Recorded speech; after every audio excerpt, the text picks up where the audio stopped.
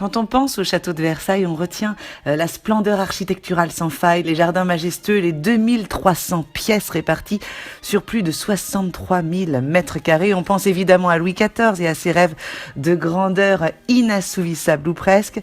Nous nous souvenons du faste royal du plus grand des monarques. Pourtant, Versailles n'a pas toujours été le château parfait qu'il est aujourd'hui. Pendant près de 150 ans, incluant les années du Roi Soleil, il était en chantier permanent.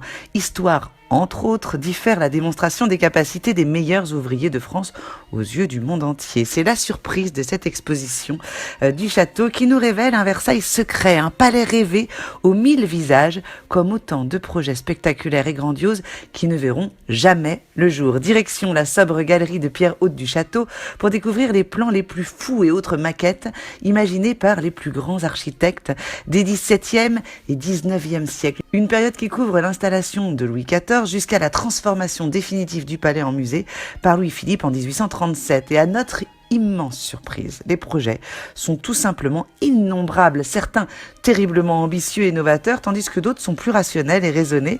Versailles tel qu'on ne le verra jamais, ça aurait pu être le titre de cette exposition. Une centaine de projets de transformation absolument grandioses, visant à accentuer la monumentalité de la résidence royale ou à lui donner plus de cohérence architecturale, des projets abandonnés faute de moyens, de conviction, de stabilité ou tout simplement de faisabilité technique. Vous imaginez bien. Une nouvelle chapelle, une prestigieuse façade royale digne de ce nom en remplacement du mur de briques rouges en ruine. C'était vraiment une obsession à l'époque d'ailleurs, vous verrez.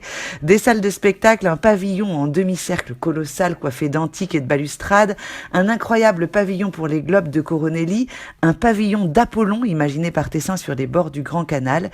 L'époque est à la démesure. Les chefs d'État veulent de la magnificence et de la grandeur, mais ils peinent à se décider et c'est une vraie révélation ici. Une centaine de dessins, des plans, des élévations d'architecture, des projets d'aménagement visionnaires ou révolutionnaires comme autant de rêves de papier qui nous racontent Versailles tel qu'il n'aura jamais été, sauf peut-être dans l'imaginaire des monarques et de leurs architectes. Une exposition qui pourrait se résumer de manière assez ironique à travers les mots de Bernin, grand architecte du Roi Soleil, qui s'exclamait « Ce n'est pas avec de l'argent mais avec de l'esprit qu'on fait une belle demeure », à méditer donc ici.